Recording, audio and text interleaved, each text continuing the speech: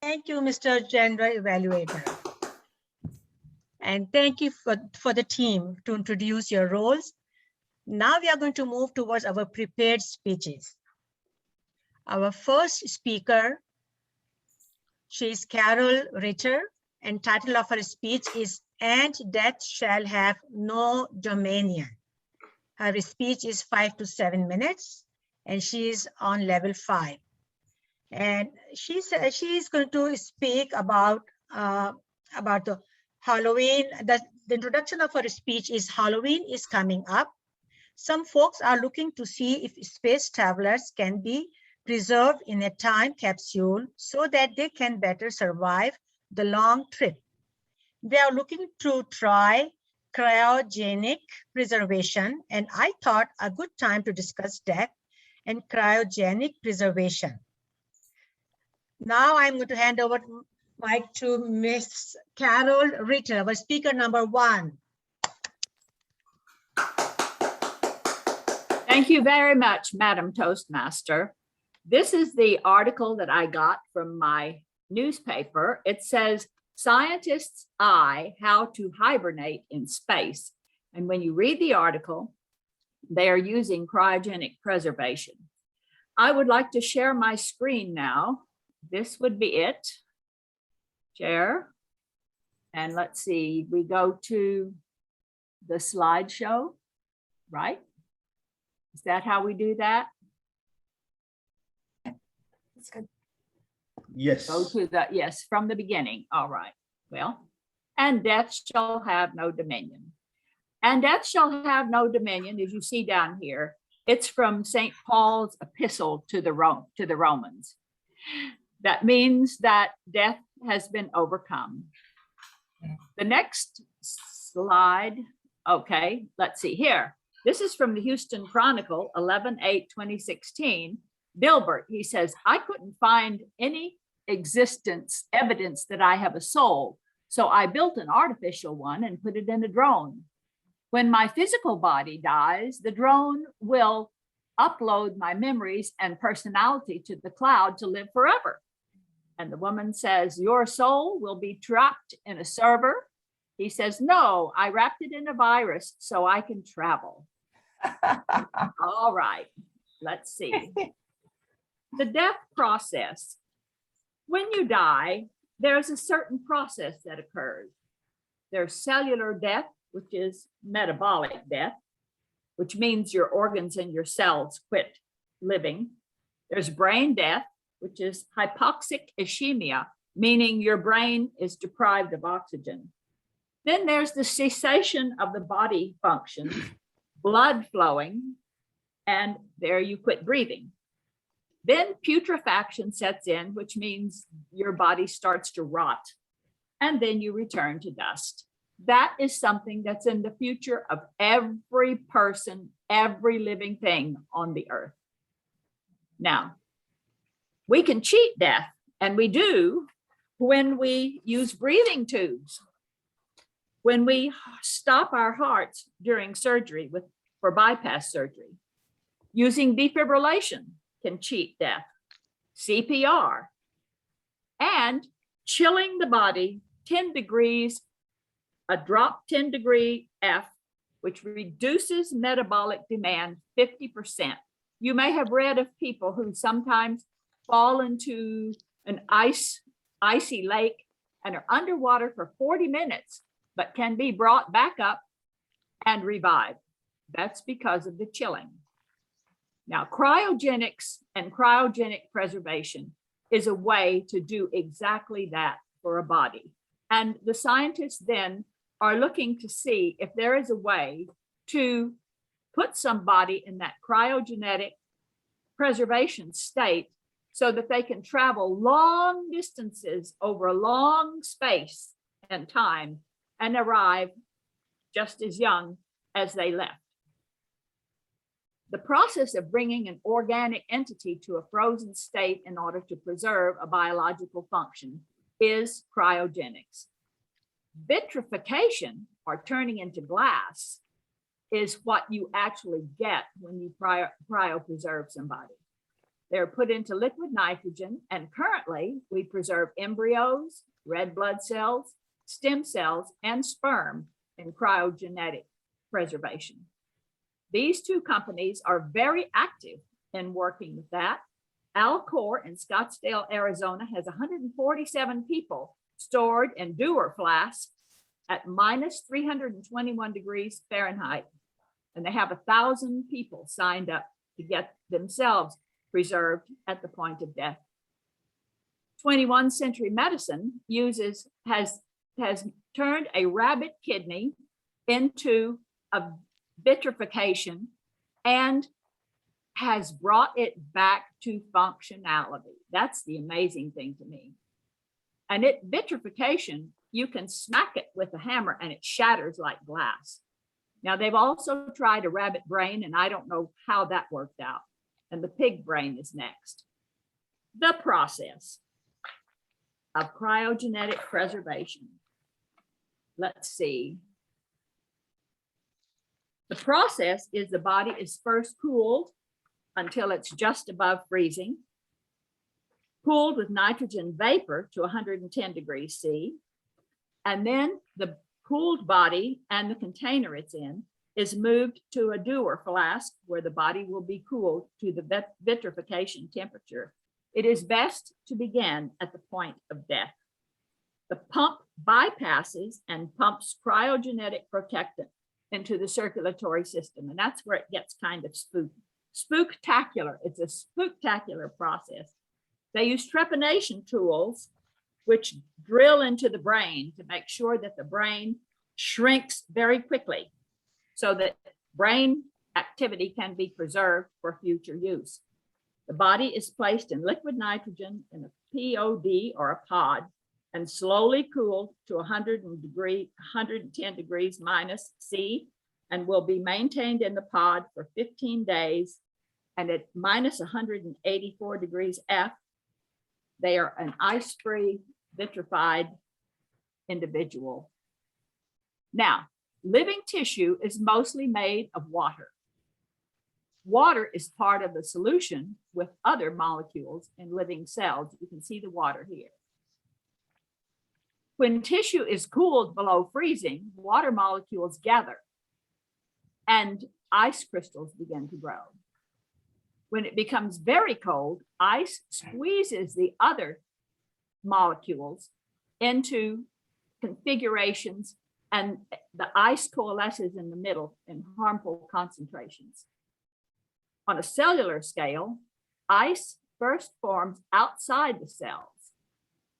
And then as it gets colder, ice causes cells to dehydrate and shrink. Finally, cells are left damaged and squashed between ice crystals. This is the process that is prevented with cryogenics. Adding chemicals called the cryoprotectants can prevent water molecules from gathering together to form ice. And these are the yellow things here. When it's cold, instead of freezing, molecules just move slower and slower as they are cooled. Cryoprotectants are added to cells before the deep cooling.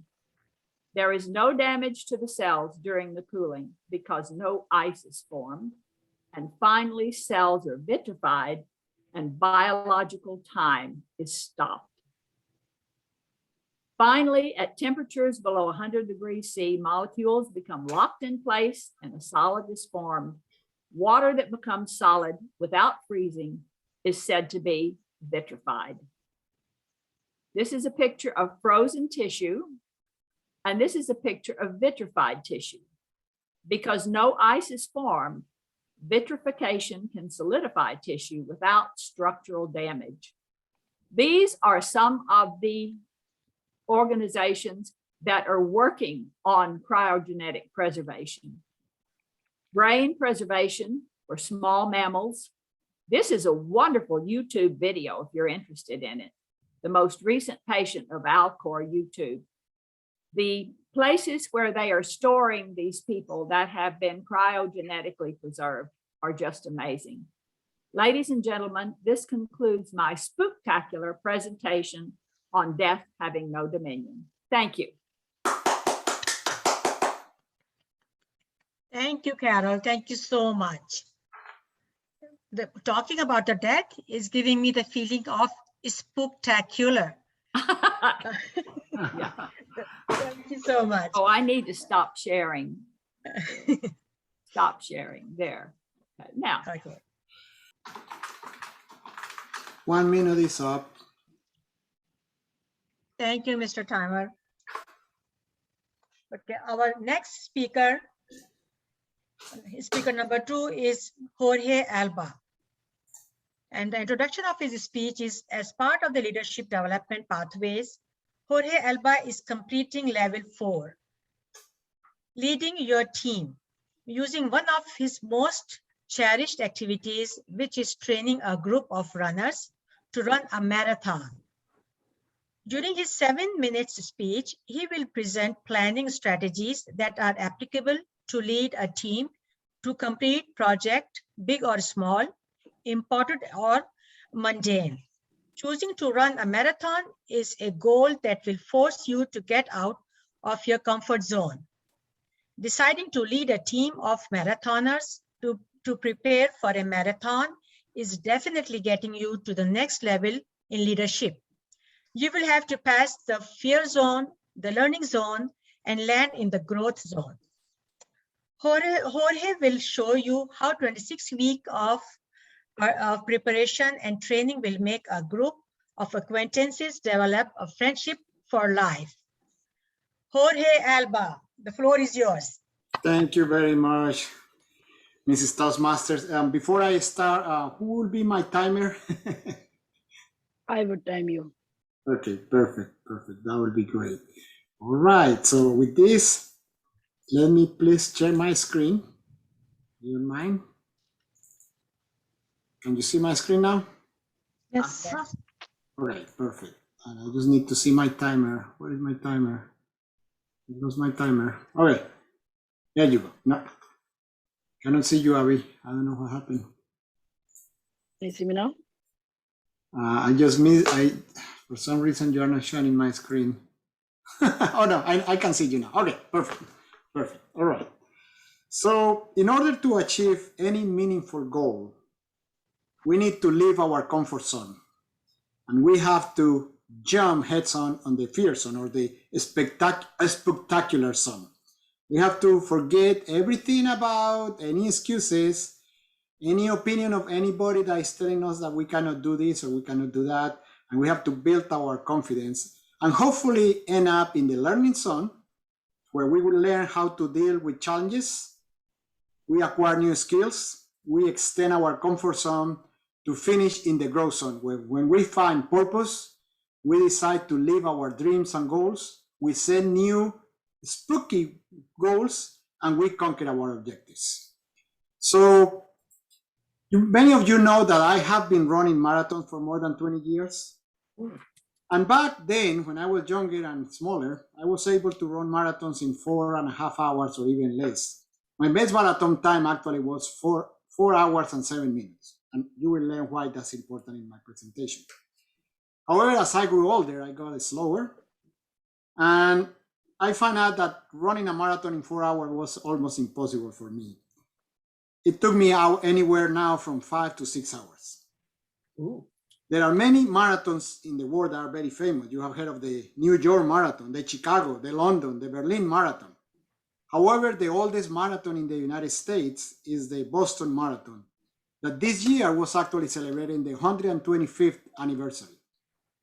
Also, this marathon is like the holy grail of the marathons worldwide. Basically, for any elite athlete to win the marathon is like winning the Olympics, if you want to say it. And for any very good runner to run in the Boston Marathon is kind of a proof that he or she is a very good runner, because to run the Boston Marathon, you have to qualify to be able to run it. And the only way to qualify is if you run an official marathon on the certain number of hours. Like in my case, for a man my age, it's 3 hours and 35 minutes. Remember that 20 years ago, I couldn't even break 4 hours. Women get a little bit of a much leverage. Women my age can do it in 4 hours and 7 minutes. So if I were a woman 20 years ago, I would have been able to qualify for Boston. So I knew that it was almost like an impossible goal for me to run the Boston Marathon. However, one of the good things of COVID is that in 2020, many marathons worldwide, for not saying all the marathons, were canceled, including the Boston Marathon. This marathon is normally run in April of every year for Patriots Day in Boston. The Boston organizers decided in 2021 that they were only going to allow elite athletes, basically the Ethiopians, the really fast guys, you know, the guys that run under 2 hours and 30 minutes a marathon, what takes me 6 hours. And they opened the marathon only to run it in person for the elite athletes, but they opened it for 70,000 people that if they could register for $125 for the 125th anniversary of the run, they will be able to run it virtually. So a friend of mine asked me, what is to run a virtual marathon? You get in your computer and you move your mouse around? No, I said, no. Virtual is that you download an app on your phone or in your running watch, and you actually go and run a full route of a marathon, and you have to run it on a certain limited time, and they are actually monitoring you in real time because the app knows exactly where you are, when you stop, when you are running, everything you are doing. So that's what a virtual marathon is. So I found that like a very good opportunity for me to fulfill that goal, that dream of ever running the Boston Marathon. So I decided to try to get in. So I set up a plan. I'm sorry, I missed that. So I set out an action plan to register for the Boston Marathon that was going to be open for 1 day and 1 day only. Actually, they sold out in less than 4 hours. So I set up the day, put my alarm, and I just got very early to try to log in, and voila, I was able to log in and get my registration. So now I needed to set up a plan. And the plan was very complicated because running a marathon is difficult, but running a marathon where you have to train in the summertime in Houston to run in October timeframe, I knew it was going to be very challenging. But I have an inspiration. I really saw about myself finishing that marathon. And here you actually see a picture of the actual day when I was finishing the marathon, but I visualized myself doing that. And also I knew that completing the virtual marathon under 6 hours and winning my 125th anniversary medal, that was like success look for me.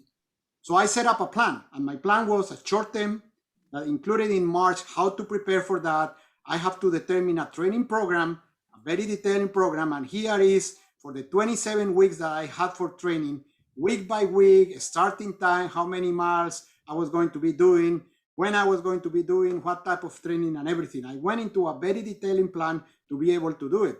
But I knew I couldn't do it by myself. So I had to set up a training group. I had to go among all my friends and find out who was going to be training, who was going to be running that marathon. And I have to define a series of challenges. So came April and I set up training routes. And this is just an example of the many different training routes. Many different training routes that I set around here. Even one day I have to go to Austin to visit my son and help with something. So I have to set a training route in Austin with details point, not only where the route was going to be, but since this is in the summertime, hydration was a big issue. So I had to set up where we are going to set hydration stations, who was going to be setting them up, and everything else. So I had to go through this detailed plan, but not only for me, I had to get a personal commitment, and I have to get a group commitment of my entire team. I have to assign responsibilities. I have to assign people that was going to help us during the actual marathon with the training, with the water station, with everything that we needed. A couple of cars following us around to make sure that everybody was not having an issue with injuries, any problem, getting sick or anything, problems with doubts. So I basically used all my resources, all the people that I knew in my group for running. I went and purchased the running shoes that I was going to need. I made sure that the running wires that I was going to use or the cellular phone was able to handle the app, and it was actually connected to the Boston Marathon to send all the information and set up the entire thing. So it was a full plan that took about 27 weeks to develop, but has to be a very detailed plan, not only for me, but for everybody else that were running the race with me and supporting me. Here is the group that we start running. 14 people start running. Sorry about that, guys. 14 people start running with me that day at 3 in the morning. We have several people that were supporting us through the whole morning. We finished about 9 a.m. Took us 5:45 hours for me. Most people finish about half an hour earlier or half an hour after I finish, including my wife that was part of the support group and some friends that were following us on bikes, putting out water stations. And here is the final group of the people that finish with our finish medals. So as a reflection, training to run a marathon in the fall time is a very challenging endeavor. It requires leadership and a cohesive training team. It requires commitment. It requires careful and detailed planning. And it requires that everybody, runners and support team, be delivering according to the plan. But at the end, this was a one-in-a-lifetime worldwide accomplishment that make us different and actually make a very strong bond for life. Thank you very much, Mrs. Toastmasters. Boy. Great job. Congratulations. Thank you. Thank you, Mr. Thank you. Jorge. Our next speaker is Ola. Ola is a certified project management professional and a charter member of the Southwest Project Management Club. He is working on level 5 of the Leadership Development Pathways program. The focus of this level 5 project is lead in any situation. Today, Ola will be sharing his leadership journey at Toastmasters. His speech is going to be from 8 to 10 minutes. Mr. Ola Adapujo. Thank you, Madam Toastmaster, and good evening, everybody. Toastmaster, a leadership development organization. Let me start by asking you a question. What is Toastmaster to you? Most people will say, Toastmaster, it's a place to develop your public speaking skills. And they're right. You come here, you learn about public speaking. But Toastmaster is more than a place to develop your public speaking skills. It's also a place to develop your leadership skills. We come to meetings, we speak, we do impromptu speeches, we do functionary roles, and all those roles actually develop our leadership skills. I joined Toastmasters in 2005 as a charter member of this club. And I have two reasons for joining Toastmasters then. The first reason is to gain professional development units for my PMP, which is professional certification. And the second reason is to improve my public speaking. I happen to speak very fast and I have a very thick West African Nigerian accent. So it's an opportunity for me to win in two ways. However, Toastmaster has given me opportunity to actually develop my speaking skills as I've learned to pause more and take a breather. I've learned to pronounce my words slowly so that people can hear what I'm saying. And I've also gained a lot of PDUs and maintained my PMP certification. So I have actually gained that, but I gained more than that. I gained opportunity for leadership. The first leadership role I took in Toastmaster is the Sergeant at Arms role. My role was to make sure that the items needed for the meeting and the meeting venue are properly set up and in place. I carried the podium to the venue, the gavel, the flag, and I also ensured that the agendas are printed for people to come and pick. This was an opportunity for me to be the facility manager and someone that controlled the ambience of the meeting. It was a good experience. Then I had the opportunity of becoming the secretary of the club. As the secretary of the club, I participate in the planning of the meetings, what we need to do for the year, how people need to meet their goals, and what we need to do as a club to ensure that we keep growing and inviting more people. We had a great team and a great leader. That was amazing.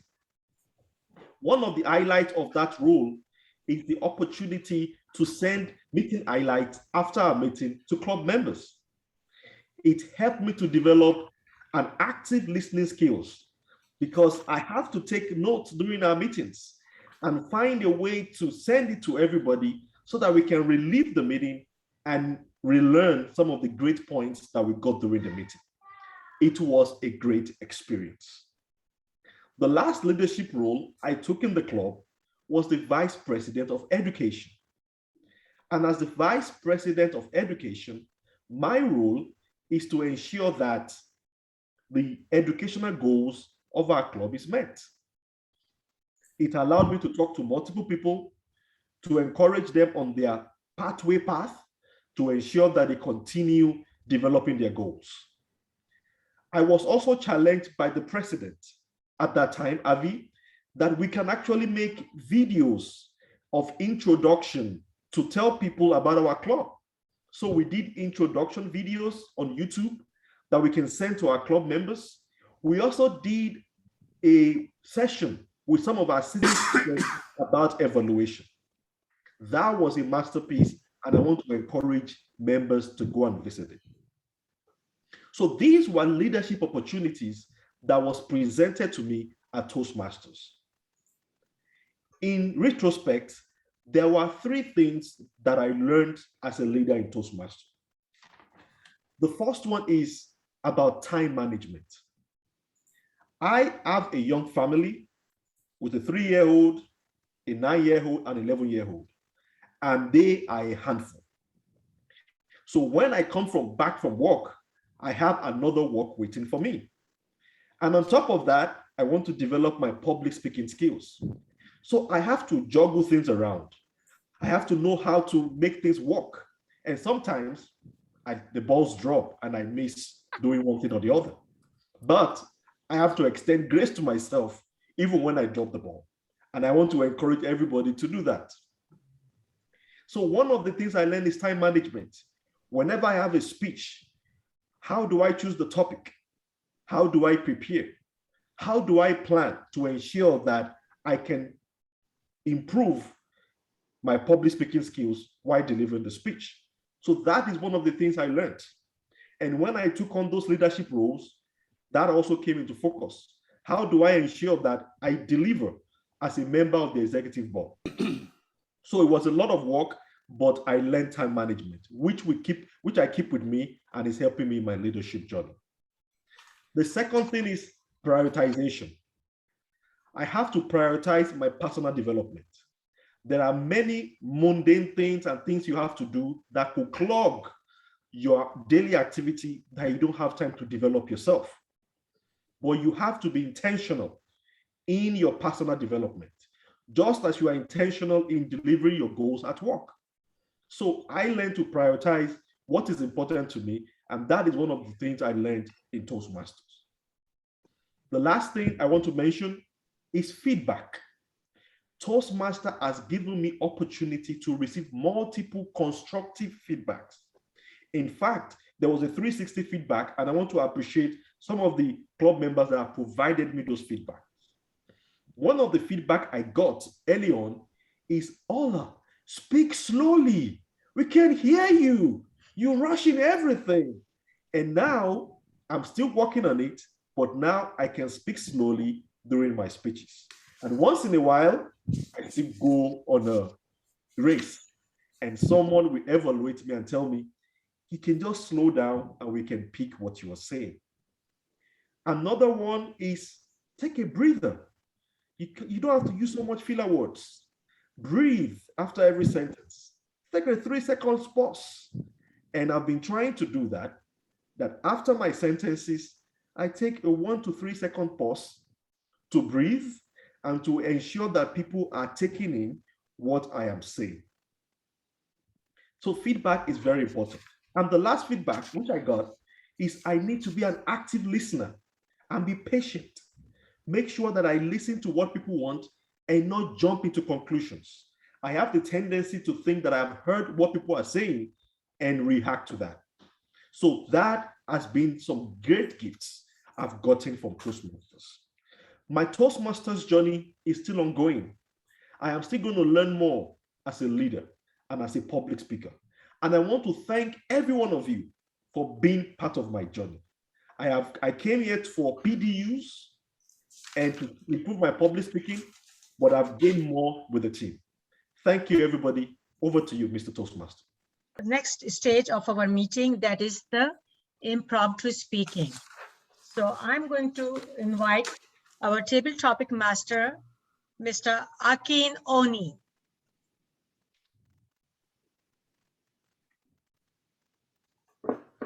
Thank you, Madam Toastmaster. And good evening, everyone. I mean, what a great prepared speeches we've had tonight. And this is why one of the reasons I keep coming back. Thank you all the speakers for spending quality time to prepare those speeches. I know we're all talking about Halloween and spectacular, which spectacular, I think the meaning is dangerously frightening, something like that. Whatever the meaning is, it must be something good. That's the way I look at it. Spectacular is so close to spectacular. So in my word, in my spirit of my glass always being half full, it's a good thing. And talking about a good thing, I would actually be volunteering people who will participate tonight. And to get these people ready, they are gonna be Benet, Yvette, and Lamont. Those are the three participants. Just to give them a heads up, Benet, Yvette, and Lamont. If any of you is unable to, okay, thank you very much, Yvette. I appreciate that. I'm actually gonna start with you. We're talking about spectacular. My table topics tonight is gonna be around quotation and linking it to yourself. I'm gonna give you a very easy one, Yvette, because I know I will pay for it if I give you something that is very tough. I actually learned recently, I was actually on the elliptical in the past 3 days or so, very early in the morning. And I had someone say, discipline is the bridge between goals and accomplishment. And I take that again. Discipline, you want to be spectacular, you want to be dangerously frightening, or in my world, you want to just be good. Discipline, I understand, is the bridge between goals and accomplishment. Talking about Halloween, talking about spectacular, even if you park Halloween for a moment, but talking about spectacular, what does that mean to you? Or what resonates with you when I repeated that sentence twice? Discipline is the bridge between goals and accomplishment. Over to you, distinguished Toastmaster Yvette Ace. Let's give her a big round of applause. Thank you, Mr. Table Topic Master. I believe that's simple, and I'm going to refer to Toastmasters because we're here with a goal in mind, a purpose. In leadership positions, you have to plan. Writing it down and executing it is the only way it will get done. If you just speak it into existence, did you actually do it or did you just speak it? If you have your goals written down and start with 5, 4, 3, 2, and until you get to 1, and make sure, like Jose mentioned in his training and executing the marathon, that's the only way that you can actually see it come to fruition. You have to write it down. You can't just go out there. Starting a business is the same way. Having a plan, say, oh, I like this or that. No. But what you plan to do from day 1 to year 1? If those goals have not been met, are you successful? Are you thinking about, oh, maybe this is just a hobby and you really haven't put your thought into it? That is the only way things will get done. You all are masterful project managers, and I hear on a regular whenever I visit, you're so skillful in your talking about anything has to do with project management. And that's great. You're learning and training. It's the same thing in business all over the world. Thank you, Mr. Table Topic Master. Excellent. Thank you very much, distinguished Toastmaster Yvette Hayes. The next table topic is going to be going to Lamont. Lamont, if you are there, I know you are because somebody told me you are. Yes, I'm here. Thank you very much, my brother. Thank you. Excellent. Thank you so much for joining us tonight. The person that told me about you, she knows that I like to give people a hard time. No big deal. I love it. Excellent. Thank you, man. Now, talking about spectacular, some people say it means dangerously frightening. Okay. But I believe it's actually an opportunity for you to challenge yourself. Okay. It's an opportunity for you to stretch yourself. Right. I was the Toastmaster of a club earlier today. I was sharing that with some of our colleagues earlier this evening. And someone made a statement, and that's really what your table topic is going to be about. If you don't mind, would you tell me that statement? And that statement is, every day is a school day. When you hear that statement, that every day is a school day, and it's actually believing that is a recipe for success in life. Yes, sir. What hits you when you hear that statement? Over to you, our guest, Lamont. Let's give him a big round of applause. Mr. Tabletop Master, may I interrupt for a second? Since Lamont is his first meeting with Toastmaster, can we explain to him the timing? I've been briefed. Okay, all right. Now, he is with a distinguished Toastmaster, so don't worry about that. Thank you. We are fine then. When I hear that, I think of growth. My understanding on growth, and I say this lightly, I don't ever say that I'm grown. I believe that once you reach that plateau of being grown, there's no more living for you. So every day is a growing opportunity to get wiser, to accomplish a goal, to expand your mind, to definitely become closer to your creator. It's just about growth, establishing growth. So when I hear that, I think of growth. And without growth, I believe that we're not living. So once you start building, you're dying. That's my understanding. Or that's how I feel. Well, that's what I think about when I hear that. Excellent. Let's give him a big round of applause. Now, the last but not the least, I believe I've got time for one more. Madam Toastmaster, is that okay? We don't have much time for anyone because we are over. So tonight, we are blessed to have three wonderful evaluators with us. To start with, for speaker Carol, Ukpai would be evaluating her. Ukpai, the floor is all yours. Thank you, Mr. General Evaluator. And Carol, thank you for sharing that wonderful speech with us. Within the week, I attended a service of song, call it like a funeral service. And one of the speakers talked about the elephant in the house. One of the things you don't talk about is like death.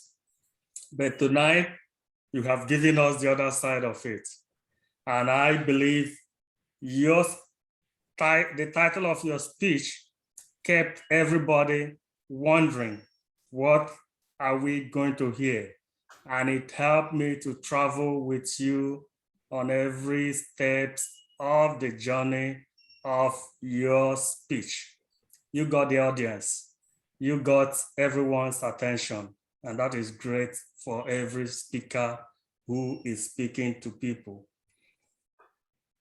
Another thing that I consider that you did very well, I could see the confidence in the way you handled the speech, the way you presented it, and I could see the passion you like for the topic. Using the slides made life easier because for me, there were a couple of terms that I struggled with. Maybe looking it up and seeing your pictorial expressions, I think that made a little bit more clearer to me than if you had just told us a story. Then again, you finally came up with links in case we want to have a further understanding, a further explanation, a further study on this. These are the links we could go. I think that was brilliant and that was a great one. Is there anything you could improve maybe some other time? When you speak to an audience that are not really a kind of a professional, one homogeneous professional gathering, I think it would be nice to break down some of the very high terms that I saw reflect maybe in your presentation. There are a couple of them that I struggled with. So I think other than that, you did very well, and I give it to you. Over to you, General Evaluator. Thank you. Thanks a lot, Ukpai. What a wonderful evaluation. Next, we have our speaker, Jorge, who would be evaluated by Akin. Akin, please go ahead. Oh, thank you, Mr. General Evaluator. Oh, hey, what a great speech. I mean, you come up with speeches that there's no way anyone that is a good listener will not walk away with something. And thank you so very much for all you do. Thank you for the speech tonight. I am going to evaluate you on what I call the 3-2-1 methodology. 3 things that I like, 2 opportunity areas, 1 standout. It's that simple. What are the 3 things that I like? But before I talk about the 3 things, when I'm asked to evaluate someone or someone asks me to evaluate them, the first thing I do is to go on the agenda. Did they actually complete their speech title? Do we know what they're going to be talking about? Do I need to send them an email? You did all that. Well done. Now, what are the 3 things in the course of your speech tonight? Number 1, great opening. And I always look for that. In order to achieve our meaningful goals, we have to leave our comfort zone. I think that drew me in. Number 2, you walked us through some statistics about various marathons, and you had great visuals. Number 3, of course, the ending. That was fantastic. And I'm going to talk about the ending a lot more, but in the course of, because before you ended it, you talked about the 27-week plan that was detailed. You talked about the importance of training, having a support team, planning, etc., etc. I thought that was very good because when you plan, when you want to execute a project, you have to do a number, all of that.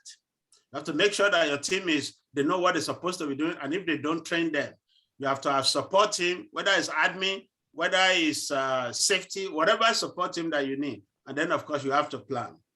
2 opportunity areas. 1, your goal page was very busy. You could consider maybe just spotlighting the key elements of that. That could have helped. Number 2, when I looked at your project title, I realized that it was long. It was very long.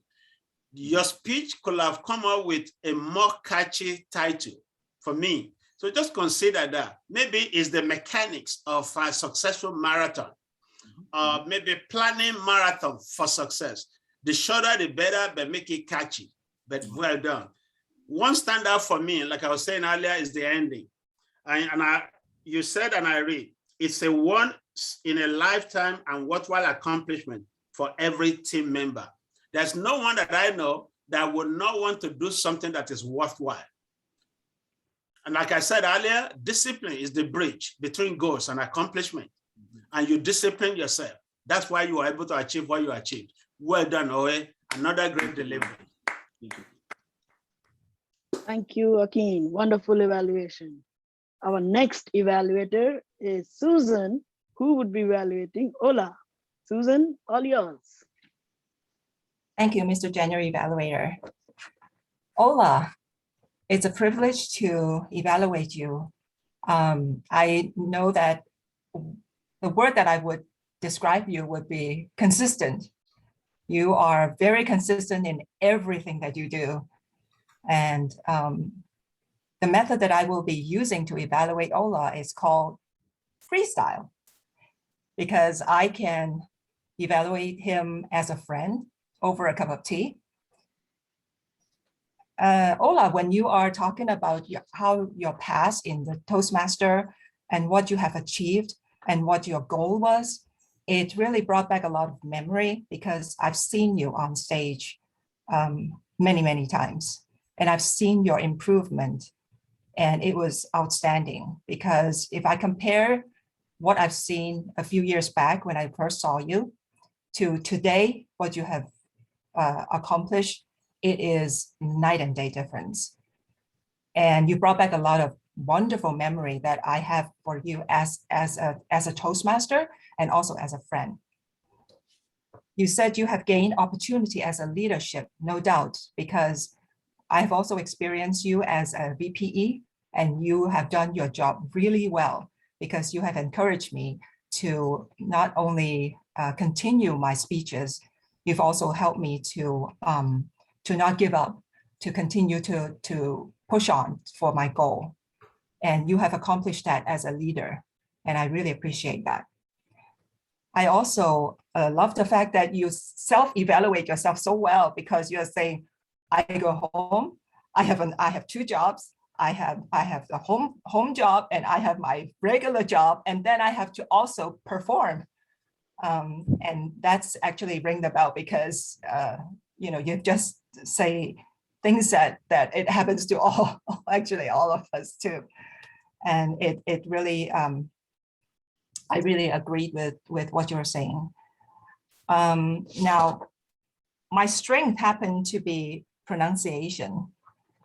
And my suggestion, if you're in doubt, use the internet to check the correct pronunciation of the word. For example, the word you use, highlight, is actually highlight instead of eyelight. So it has an H. People understand your speech through your words. And if your words are not recognizable, then even if your speech is outstanding, it will be like a bit of a hiccup to the listener, as they are trying to figure out what was that word that you just said. So, but I wanted to close with this observation that I have. Ola, you have improved tremendously. Yes, your speed has been so well. I could hear everything you say, and you have pauses really well at the right place. I could understand everything that you're trying to lay out. And I think, Ola, you have been evolved into a fantastic speaker. Thank you for this opportunity. Thank you, Susan. Thanks a lot, Susan. That was a wonderful evaluation. Thank you everyone for coming. Let's do it again on second Wednesday of November. Thank you. Thank you. Thank you. Thank you, Have a and good good night, night. everybody. Thanks, everyone. Good night. Good night, Carol, everybody. Carol,